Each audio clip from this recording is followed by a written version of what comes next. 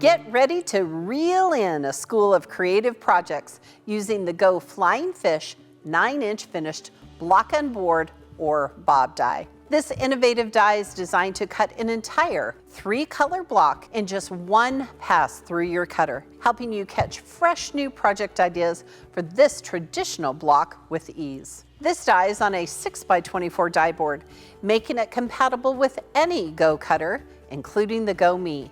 Screen printed letters on the die board and specialized dog ears help make this block perfect for quilters of any skill level. Whether used alone or teamed up with a Go Cube or other bob dies, the Go Flying Fish die will help you construct stunning wall hangings, pillows, and throw quilts.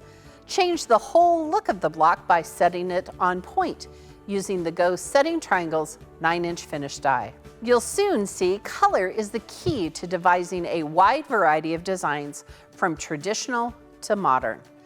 While this block may look complex, the die will open up a sea of creative possibilities for anyone who can sew a 1/4-inch seam. Because at AccuQuilt, we want to help you cut time so you can quilt more.